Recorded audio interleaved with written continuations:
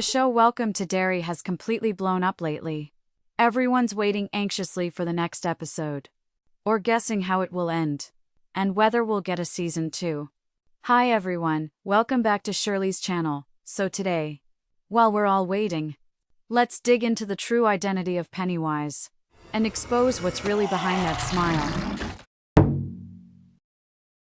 Pennywise's real essence, in Stephen King's massive cosmic universe, comes from another dimension, a place called the Macroverse.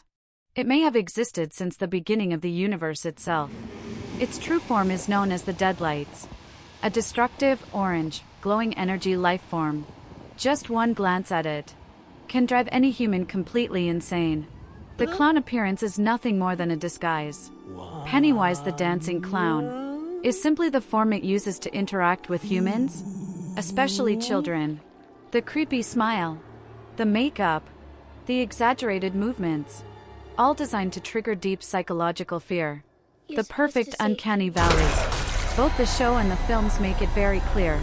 Its primary prey is children. And I think the reason is simple. Children have pure minds. They're more sensitive to fear. Their imagination is wild. And their fear can be amplified infinitely. Pennywise uses voices, illusions, and the deepest, most personal terrors to break them mentally. It enjoys the process, like a cat playing with a mouse, slowly crushing its prey's hope. So choosing children is simply the most efficient hunting method. It doesn't need the amount of flesh. It feeds on the intensity of fear. Pennywise crashed into the area long before Derry ever existed. The town was built right on top of its influence. Like a scar, Derry's high disappearance rate, the endless violence, and the eerie indifference all come from Pennywise's energy leaking into the town. This is actually part of Pennywise's survival strategy. First, it makes hunting easier.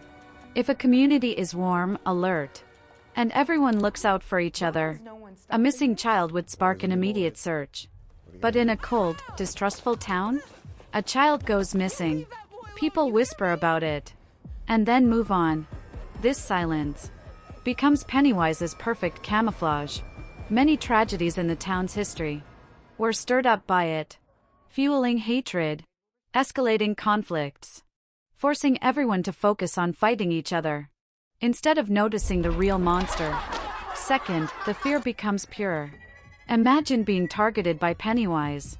You're terrified of the creature itself. But even more horrifying is realizing no one will help you. Adults don't believe you, or they don't care. Some may even blame you. That feeling, being abandoned by the entire world, is a deeper terror than the monster. And Pennywise feeds on that premium-grade fear. It's like a hidden director, orchestrating the entire ecosystem of evil. The show hints at this constantly. The hate crimes, the conflicts, the cruelty. There's always an invisible hand nudging things forward. Pennywise doesn't want to kill everyone. It wants a self-sustaining environment of pain, so it can feed slowly on the negative emotions drifting through town, while picking off victims at their most vulnerable moment. So in a way, the people of Derry become its accomplices. Not intentionally, but through their indifference, forgetfulness, and occasional bursts of cruelty. In Stephen King's novel, the 27-year cycle is a fixed rule. But he never gives a scientific explanation. And that's the beauty of it. The unknown makes it terrifying. Fans, though, have a few theories. 1. It syncs with human memory.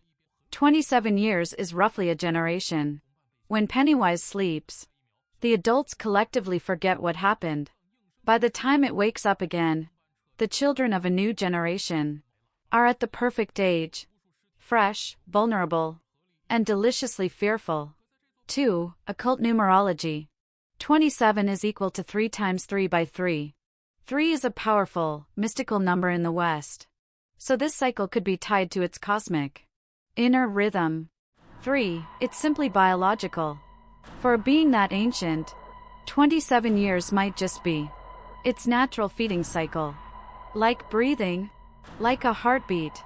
So think of it as Pennywise's supernatural biological clock. It sleeps to recharge, lets the town repopulate, lets fear build up again, then wakes for a feast. The show continues this idea perfectly.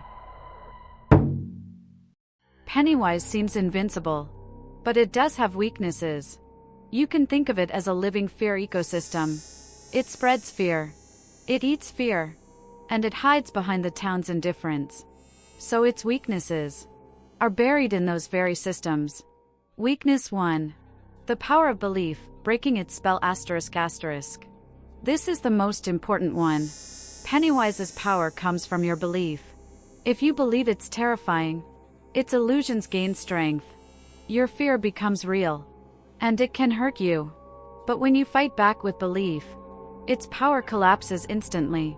When you face it without flinching, when you stare it in the eyes, when you refuse to run, it becomes confused, even angry. When the kids laugh at Pennywise, when they yell, "You're not scary, you're not real," its form starts glitching, shrinking, because the belief is breaking. Even weapons like silver only work because people believe they work. The power isn't in the metal, it's in the conviction. Your fear is its ammunition. Your courage is the weapon. Weakness 2. Unity and love, cutting off its food source ***. Pennywise hunts the isolated, the lonely, the scared. It's a wolf that targets the weakest lamb. But when people stand together, connected by friendship, love, loyalty, Pennywise can't find a weakness. Why? 1. Fear gets diluted. Courage multiplies in a group. 2. Pennywise cannot understand love, or friendship, or sacrifice. Those emotions are toxic to it. When people fight side by side, Pennywise literally suffers. It cannot digest that energy. Unity is poison to it.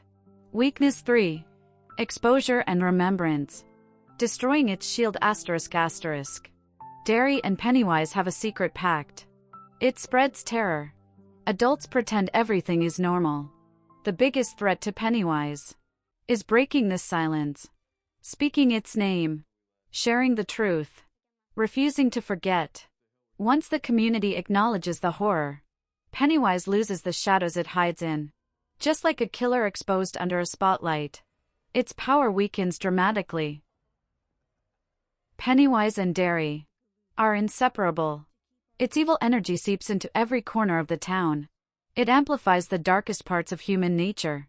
The real horror isn't just the shape-shifting clown, it's the environment that nurtures evil. The silence, the apathy, the people who look away. Sometimes the deepest darkness isn't the monster from the macroverse, but the neighbor who chooses not to see. And in the end, Pennywise is defeated. Not by magic, not by weapons, but by the purest human qualities: courage, friendship, love, and truth. That's what makes this horror story so powerful and so inspiring. Thank you for watching. That's all for today's episode of Shirley's Strange Tales. If you enjoyed this kind of story, don't forget to like and subscribe. See you next time.